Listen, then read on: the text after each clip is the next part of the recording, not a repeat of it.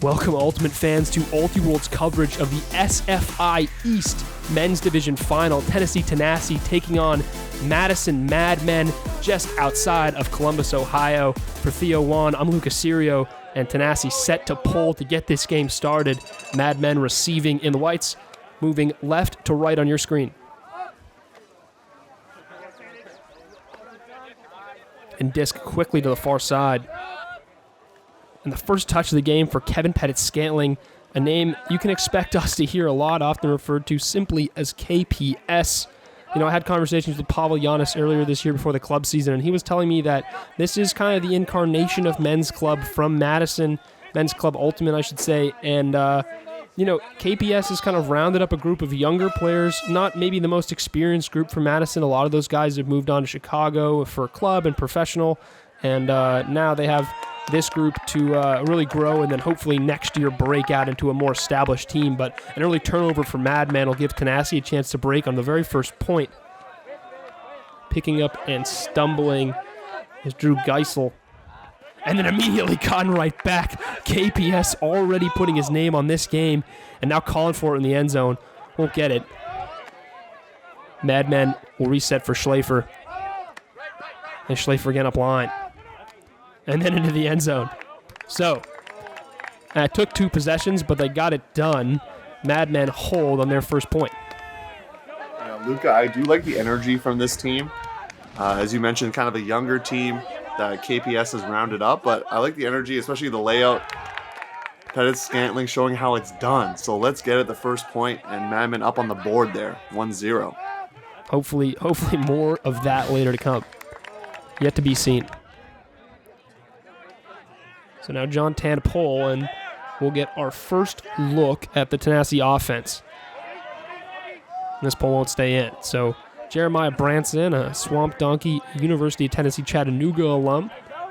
Sweet name, eh? Yeah, I'm a big fan of Swamp Donkeys. I've had some good Callahan videos of yore. And it seems like kind of an early defensive set. Madman opting to take away unders and then maybe playing like a last back situation against the horizontal stack. And the first gainer of this possession comes into the hands of Brian Stansbury. Here's Branson again.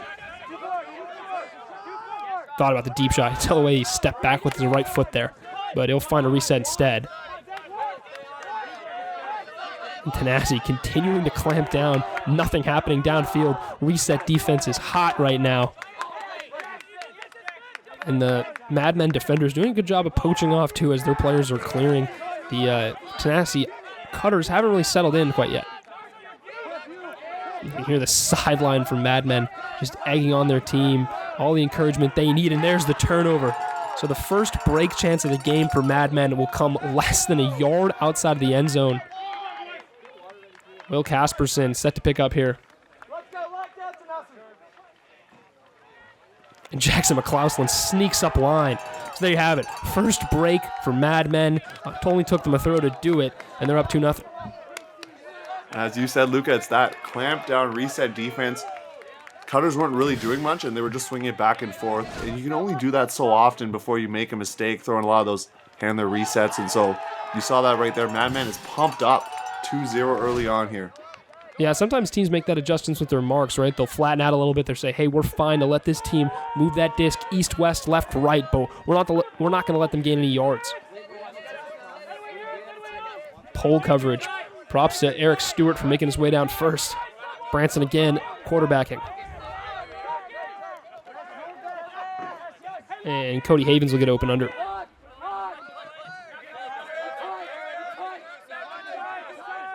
This possession, a better start so far for the men from Tennessee. And then blown up on the far side. Yoga Raja getting a layout block on the far sideline, so Madmen another chance to break here in the third point of the game. Chance to go up 3-0. I like that his hoodie stayed on the whole time that he made that layout block, so extra points for style right there. Speaking of style, Nestor with a scuba reset. And that throw low, dug out by Tan. Yoga Raja again. Throws as he's still moving. Carico thought about the flick, goes a backhand instead. This one hanging and caught in the end zone. Oscar Falcon with a second break, exclamation point, hat spike to boot. Madmen came ready to play. One of the many Hodag alums or Hodag players on this team, that pipeline there out of Madison. So you're going to see more of that today, and they're definitely pumped up. Two-handed sky job there, and Yogaraja with the big layout, blowing up the Tennessee offense there. Yeah, I like the way, too, that Carico moved the mark there and then just puts this backhand out to space, hung it out, let your big man go get it. It's definitely fired up right there. And that's kind of a theme that we've seen so far from Mad Club this weekend. I mean, they're a team that strives on energy, right? Spiking, celebration, loud sideline, storm the field. I mean, their jerseys, or at least what's left of them, probably shows you the level of intensity they play with. Yeah, Madmen with the cut-off T-shirts. They do have the numbers on, so we do appreciate that as commentators out here. We're doing our best. Branson saw a gap. He took it. And now into the red zone and into the end zone. Russ Nogel able to score the first hole of the game for Tanasi. Comes on their third attempt. So finally, Tennessee on the board, 3-1. This is a really nice throw. Yeah, and able to slice the defense a lot better on that point, Luca. You see Branson could kind of see the wing wasn't looking at him, and so he's able to throw that flick into a gap for Havens that's maybe not as big as most people would like to hit for how long of the distance of throw it was. But, you got to read the eyes, you got to know who's watching, and no hesitation, move the disc quickly. Maybe that's the key for them to kind of unlock this junk set we've been seeing from Mad Club. And a deep pull. Colin Sunday elects not to catch it immediately, and they'll have to field from the back line of their own end zone, but no problems here. They're already up to the brick mark. Madmen off to the races. Yeah, travel call against Van Can, so this huck to KPS, although it works out, seems like it's going to be coming back to number 3. Another one of the radicalist guys on this roster. You can definitely hear it audibly on the broadcast there. Loud travel call. Yeah, I don't know if I agree with that. I guess we're going to look at it in a second, but offense still working here for Mad Men. High grab made by Schlafer. And a low inside. And not the cleanest offensive set, but Van Can still manages to get on the stat sheet. He'll catch the goal in it. Now it seems like he wants to have a word with his defender about the whether or not that was a travel. It seems pretty upset in his body language. It could be the travel, or even if he was in or not. We don't get a replay there, but that was an interesting travel call. It looked like he did stop his momentum and didn't curve or round the corner, so I don't know if that travel call was warranted necessarily. Yeah, it's true with a lot of those things, right? Like, would those couple of extra steps really mattered? I mean, I guess at some level, I mean, the cynical part of me knows that people tend to call travels perhaps to slow play down, but yeah, I think you're right that Van Can seemed like he was slowing down, he wasn't changing direction, and he was just really wasn't even moving forward downfield. He just maybe took a few extra steps as to avoid the pressure on his knees, I guess. No matter. Here's Stansbury. And a comeback and cut from Cody Havens, and then Stansbury up line. He's got one going. Wants him. Oh, and the bid coming up just empty from Joey Nelson, but nonetheless, Russ Nogel in the end zone, and his second goal of the game, and the second goal for Tanasi. Madmen's putting their bodies on the line, and love to see it early. That big energy you talked about with some of these younger players, and a couple big layouts there as we see on the replay. Yeah, I mean, it adds up, right? I mean, they might not result in blocks now, but every time your cutter that you're marking is cutting under, or your handler's trying to get open, they're thinking about it, right? They know that at any point you could be putting your body on the line and extending to get a block. Already seen 2 connect for Mad Men, and it's resulted in 2 breaks. To use a boxing reference there, Luca, it's like the body blows, right? You're not going to maybe get the knockout right away, but it's just putting it in the opponent's head there. Exactly.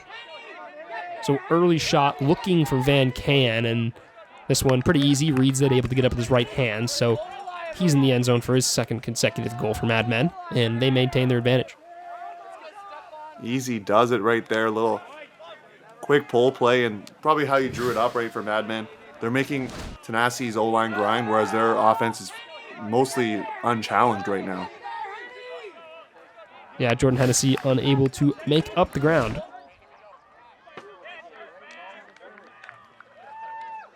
Interesting, Jordan Hennessy. You wonder if, Tanasi, they got kind of a, Jack Daniels logo. Had to have someone with a hard alcohol last name, right? They probably chose him just for that reason, right? You're right, yeah. At tryouts, asking everyone, hey, is your last name Svedka? Sorry, back to the game. Deep shot from Tanasi will allow them to hop right into the end zone, so they hold with just as easily as Mad Men did, and again, it's still a 2-goal margin for the men from Wisconsin. Efforts on that matchup with Stansbury, a little height difference there. They might have to switch that matchup later. Maybe they got caught up in a downfield switch or something. Yeah, one of the advantages sometimes of attacking deep early is, players rushing out on the pole still having established their assignments, and sometimes you can sneak away and get open deep if you call it and you get your people moving downfield.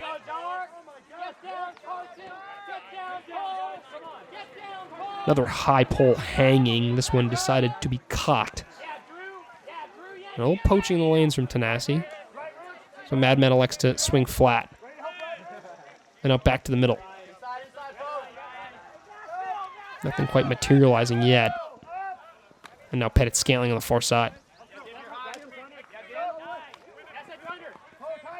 We're just calling Sunday. And Van Kant. McDonald didn't want to take a shot. And this is a high throw over the head of KPS. It's swallowed up. So now Tanasi with their second break chance.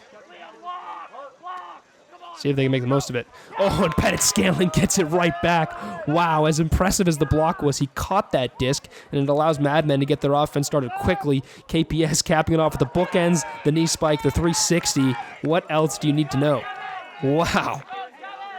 That was absolutely amazing, and I love the hat spikes from all the players, just feeding off the energy of Pettit Scantling. You can't ask for more from your top player right there. Gets the layout block after the disc goes over his head, and then he just scores the bookends. You got to get me fired up right now for Mad Men. Yeah, and perhaps frustrated if you're Drew Geisel, right? I mean, you get a really nice layout catch block of your own, and then KPS says, you know what, that's fine, I'll just get this back. Then a little head fake, little 7 cut, and a little hat spike. It's kind of energy the Mad Men brings. I mean, it's kind of their name, right? So it's just like mad energy, I guess, is probably their like cheer or break cheer or something. Something like that. Pull from Eric Stewart will roll, and Tanasi now in a side stack. Initiate one sort of from the front. Bid comes up empty, and so does a second bid.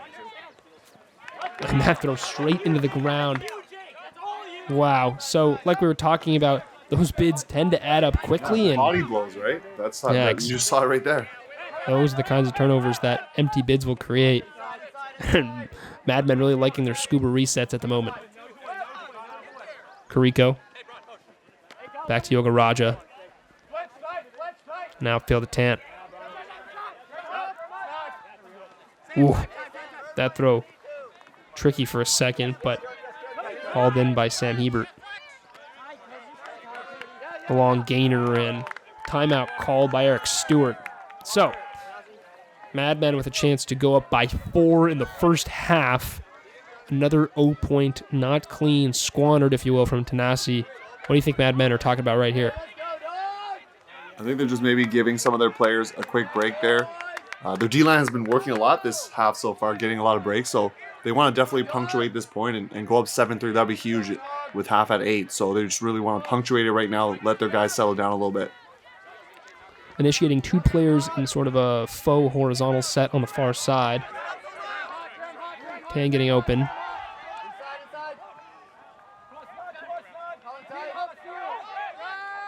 Now a long inside off the fingertips of Stewart, who called the timeout, and Tanasi a chance to get their hold. Branson moves the mark, then finds an under.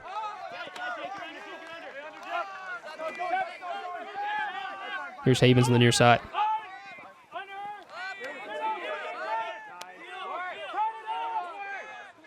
Ethan Bowman, first time we've said that name.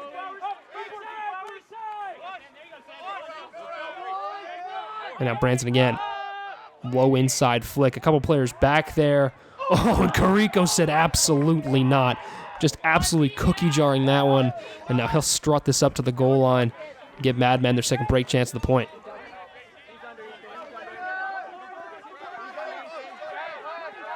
Yogaraja battling, can't get open because of the poach. Seems like some confusion in this reset finds the turf. So now Tanasi with their third chance to hold, and they're only 3 or 4 yards out of the end zone. Gifted a good opportunity here. Got to take advantage of it. Branson pivoting to move the mark, goes inside again. This throw high over the defender and then just towed in on the far side. Brian Stansbury sort of a relieved look that the point's over, relieved that he's in the end zone, and Tanasi able to keep this game within 2. Look at this block, though. Wow. Carrico, a member of the Kentucky Colt team, a team that's gotten a lot better in recent years, right? They've gone to Carolina kickoff a few times, and probably if the 2020 college season had happened in full, we might have had a chance to see them break out of the Great Lakes. Yeah, and he was their first Callahan nominee, if I'm not mistaken, so that's kind of cool honor right there. And they might be Southwest. Excuse me if I'm wrong on my college regions. No, Great Lakes. Great Lakes is right. They are? Oh, right on. Same region as Northwestern Illinois. Gotcha. Pettit Scantling gets this out of his hands this Sunday. Now KPS again.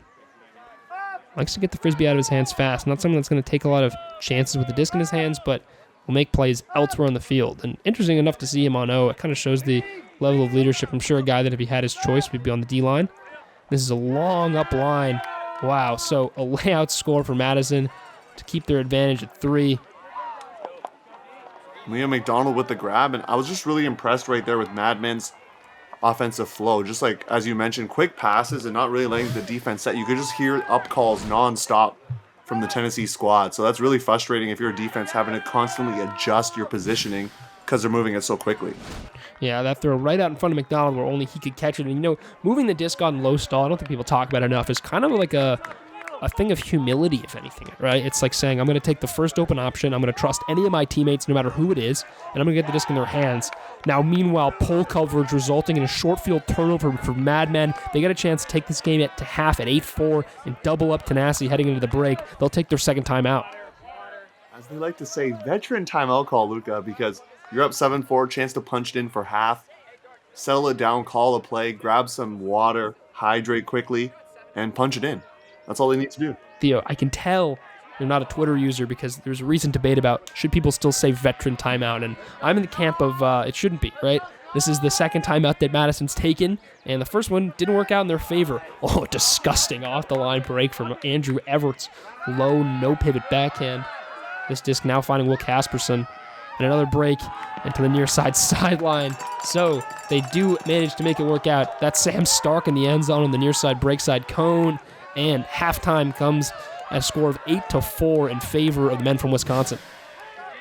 So off that play there, Luca, can we confirm that was a veteran timeout call then because they got the point, or no? Is that what are we saying then? We'll leave it up to Chops. We'll see if there's more timeouts called. They're 1-1 right now. So I'll give this one to you. I'll take the last one, and we'll see what happens.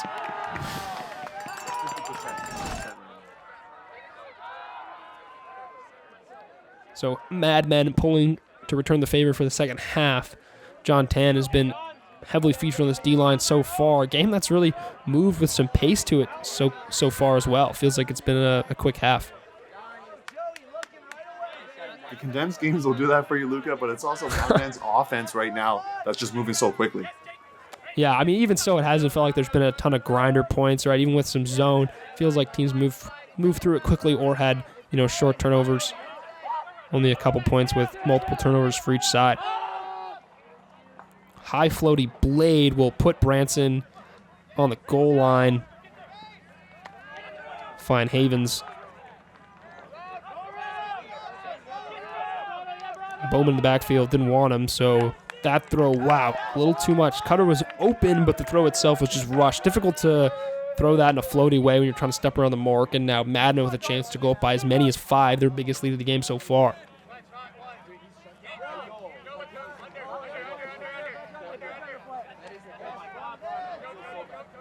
Yogaraja had one going, didn't want him.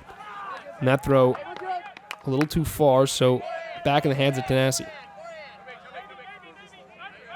Branson looking deep first. You can tell that's just kind of the way he plays.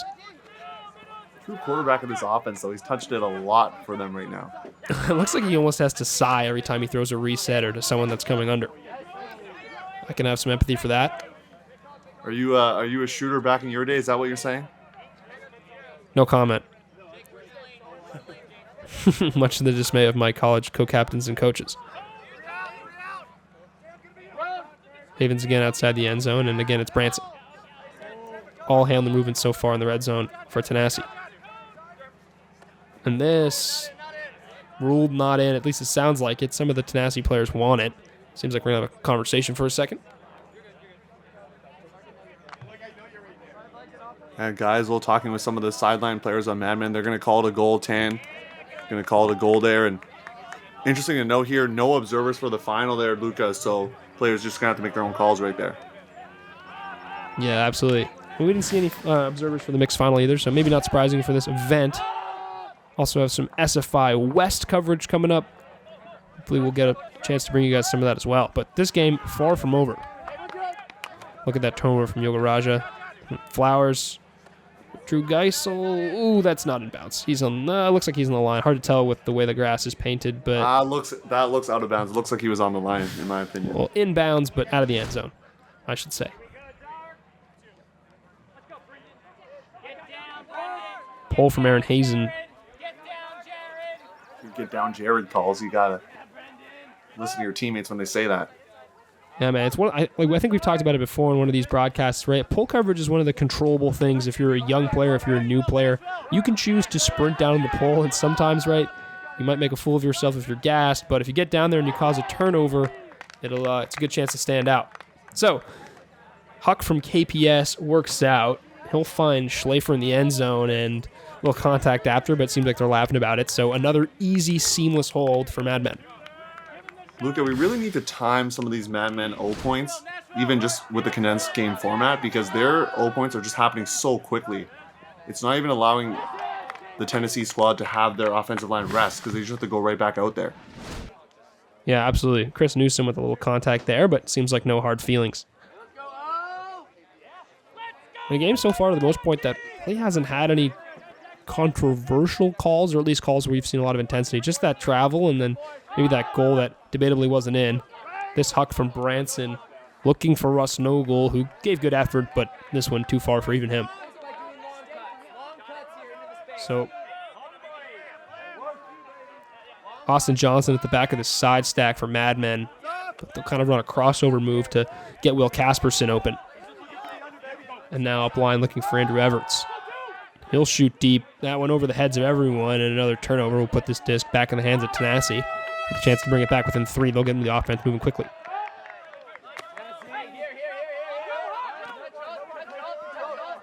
Havens. High inside, caught. And now Branson. Oh my God, I thought that was blocked for a second, but somehow saved, and then Flowers, the inside is too high, and this disc back to Mad Men. So a chance for them to go up 10-5 and double up Tanasi once again. Geisel's tall, but I don't think he's that tall right there. That throw just got away from him. Maybe caught a bit of the wind, or he just threw the upper lip of the disc up there. Yeah, tough with those insides when you're rushing them. Here's your third time out of the game, Theo, and I'll say I don't think this is a veteran call in my opinion. I will not say it. You won't say it? I won't say it.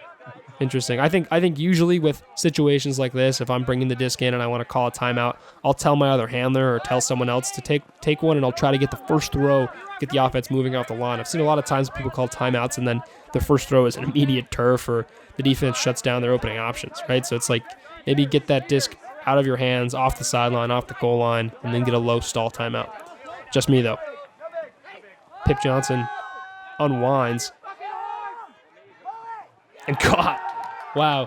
In the end zone or not is Sam Stark. He's going to call himself not in, and he'll easily finish off this point to Zane Steen. Wow. Nice catch by Stark, though. Able to keep his toes down and make sure this one's secured all the way through the landing. Steen doing a good job of following the play. You definitely don't want to see players give up on it. So the fact that he was following and trailing, that was great. And Pip Johnson, as you mentioned, with a huge backhand just down the line. Great shot. Yeah, breaks that bomb. Put that out to space. Let his big man go get it. Not a great mark there that allowed that throw to come off. I'm not sure if they were forcing backhand there, but that is not what you want to let out if you're a defense. It's one of those times, too, where maybe the bid is a little bit debatable about the necessity of it, but you're so locked in, sometimes laying out and committing your whole body to the catch is safer than trying to like run really fast and extend and catch a disc coming in on an edge. Easy to say from here, though. So Branson sent it up to, won't take many yards in doing so. And a very nice cut from Russ Nogle to get open, but then Joey Nelson finally getting the block that he had due. So again, Madmen with a chance to go up by 6. Jay Carrico to get this started. Interesting end zone set here from Madmen. We'll see how they perform with it. Not a traditional vertical stack there. Not at all. Yogaraja getting open on the cone. He'll dish one more. That's John Tan in the end zone. So Madmen with their biggest lead of the game. They're up by 6, and it's starting to feel like the result is kind of no longer in doubt. And you get Joey Nelson making a play like that. You know your team is doing well. Yeah, full commitment. Nice cut by Branson, too. Nice cut by Russ Nogle as well to get open, but maybe not far enough away from the disc that he could then accelerate with the separation he created to actually like develop his separation, if you know what I mean. Sometimes we think it's the cutter, but it's sometimes the thrower that's not throwing it to the right spot as well. And Pip Johnson running through and getting a layout, not a layout block, but a run-through block after the pull. Casperson. Now Zane Stein.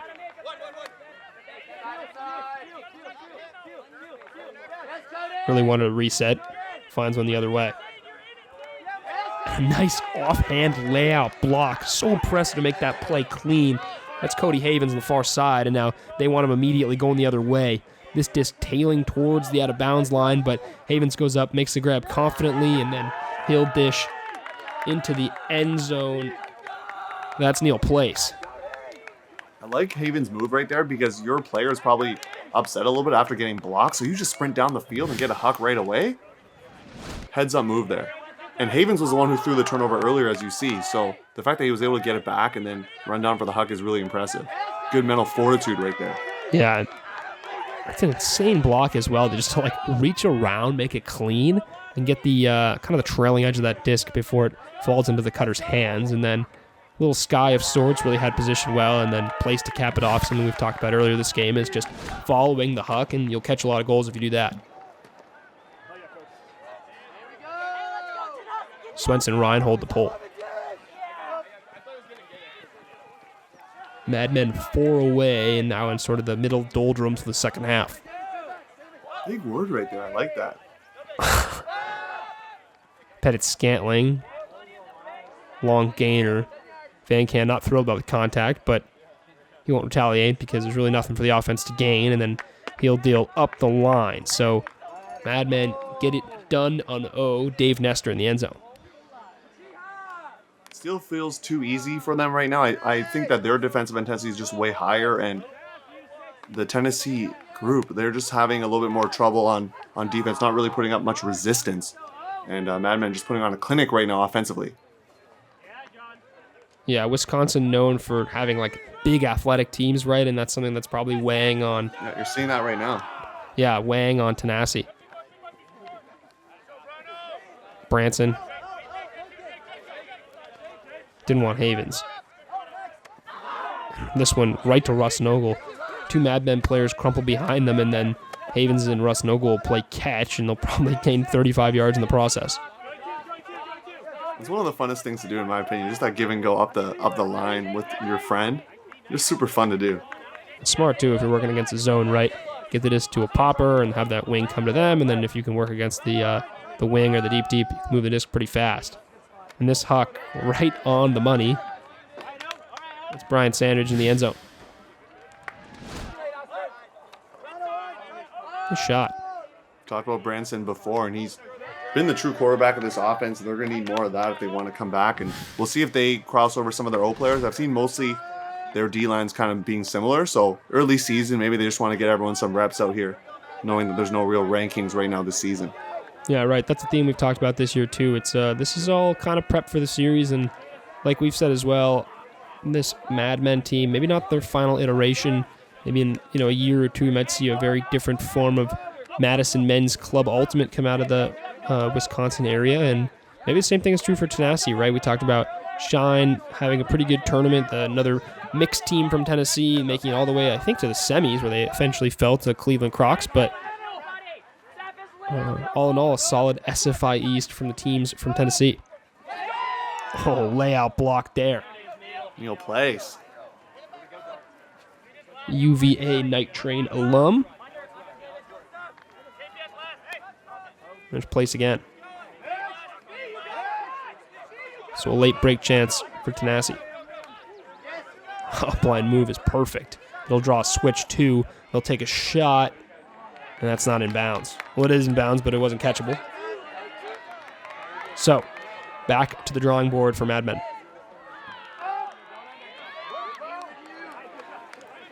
Center to Schlafer. And then all the way around to Ryan Suckup. Not to be confused with the Buccaneers kicker.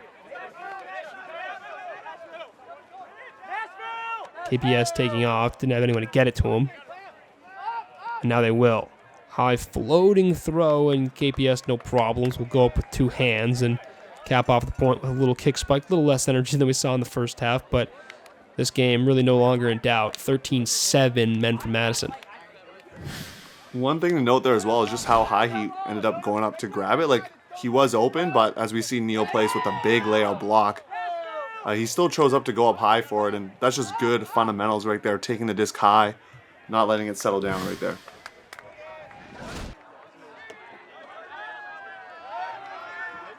Everett's to pull away. Tanasi here can bring this within 5. You have to imagine time's running out for them, if there's really any chance left at all. But they'll run sort of a sweep play, which will result in an under, but the cutter that caught it immediately cleared out. Hopefully he's okay. Geisel shaking hands with Tracy there, but Tracy kind of got the feet of Geisel there, making him fall down. Yeah, something I think doesn't get talked about enough either, right, is contact can be incidental, as in not in purpose, but still be a foul, right? You can, like any contact at all, I think people use the incidental sometimes as it's not a foul, it was incidental, but just because you didn't mean to make contact didn't mean there wasn't contact, didn't mean it's not a foul. Of course, not affecting that play at all. Just using this as a chance to tirade. Drop from Flowers will give Mad Men a chance to get another break, and the hammer will do it. So what's been a second half that's been all Mad Men continues. They're now within 1 of being SFI East champs in 2021. One of their celebrations right now. I know Ring of Fire's got their boos as we see the layout there again that landed at the feet of Geisel, but they're going with the hat celebration. That's the way to get their mojo going as a team. So kind of fun to watch. Maybe making fun of Ultimate players like to do that a lot. Maybe not. Maybe it's unironic. Maybe we're past the point of unironic spiking, though. Maybe all spiking's ironic. I don't know. Poll from Tan. That's a whole debate right there. That's a whole debate. That could be a whole Twitter poll or something. Hey, man, bring me on your pod. We'll see what happens. Maybe we'll get weird. Here's Stansbury on the far side. Sandage again. Branson for Flowers. Connection we've seen a lot in the backfield, and this throw just behind his cutter. I mean, nothing else you can say about that. And Yogaraja takes another timeout, so what's the count on timeouts? That's their second of the second half. They've taken 4 so far. Are they 1-2 or 2-1? I think they're getting their value here, trying to punch it in. It was similar to the timeout they called earlier at the end of the first half, so we'll give it 2-1 for veteran timeout calls. Right on. Up line, and then looked back before he threw it was Eric Stewart, and you have to wonder if that had to do with that turnover. So that timeout not working out for Mad Men. They could have ended the game right there, and now Tanasi with a chance to hold and get back within 6. Flowers finds Havens. taking off. This throw, oh, the bid came up empty from Tan. Stansbury slid, looks like into the end zone. Perhaps wasn't in, but I don't think the Mad Men players have really any interest in debating it at this stage in the game. This result, like we've said, no really longer in doubt. So Yoga Raja going to give it to him. And Stansbury making the agreement that, hey, your teammate agreed with me. you have to agree. It's a goal. Love to see Tan's effort, though. You're up that many points, 1 point away from the championship. You're still putting your body on the line. That's going to get the coaches and captains fired up for your play throughout the rest of the year. Yeah. You could say Joey Nelson-esque. I mean, something we've talked about the whole game. This Mad Men group is, as far as we know, young, not necessarily inexperienced, but hungry, and a bunch of guys that want to stand out, want to get reps. I mean, maybe this is a chance you play well on this team. You know, it helps you get a spot with the Radicals next year, a team that's now closing in on their 100th AUDL win. So it all matters. All these bids add up, even if you don't connect. It's not just the ones that make the stat sheets. Especially because it's getting filmed, right? So people can have this, and you can have this in ultimate history and see it. So people can look back on it and see all these bids coming out here. You just have to have our voices over it, and for that we apologize. Tanasi with a late break chance here, and a blading flick to the back line. That works out for place, but really doesn't mean anything at this point. This game, well and truly in the books. Yeah, Play's just adding to his stat sheet right there. I believe that's his second goal. He had a big block earlier as well, so he's been a shining spot for them on the defensive line. Yeah, it's not that Tanasi hasn't looked good. They've just been consistent, right? I mean, they've had moments of good pulls, good pull coverage. They've had some nice blocks. Their offense at times has worked out, and here they're going to come with a little zone set. They came with a zone last point. It worked out for them. They got a turnover, but seems like Mad Men amped to move this disc quickly throughout it. Pettit-Scantling on the far side as Tanasi collapsed into a person matchup. Here's Suckup. And hopped into the end zone. So there you have it. Men's SFI East final goes to Mad Men over Tanasi 15-9. A game that was never really all that close. So credit to both teams for coming out and playing a great weekend, going undefeated up until this point. But there can only be one champ, and that's the team that likes to hat spike. And it was like uniform hat spike too, which was great. So thanks for joining us for this coverage. It was really exciting to call this game, and Mad Men showing off right there with all the bids as we see some highlights right now. Oh, more KPS, please. Feed us the KPS highlights. Feed us the defensive highlights. Feed us the offensive highlights. This will not be the last you hear of Ulti World Tournament coverage for the summer. We got U.S. Open games coming out soon. We've got games from SFI West. We've got some Masters Nationals games up now. Check them out. Get an Ulti World subscription if you're not already a subscriber. For Theo, I'm Luca Serio. We'll see you guys in the next one. Peace.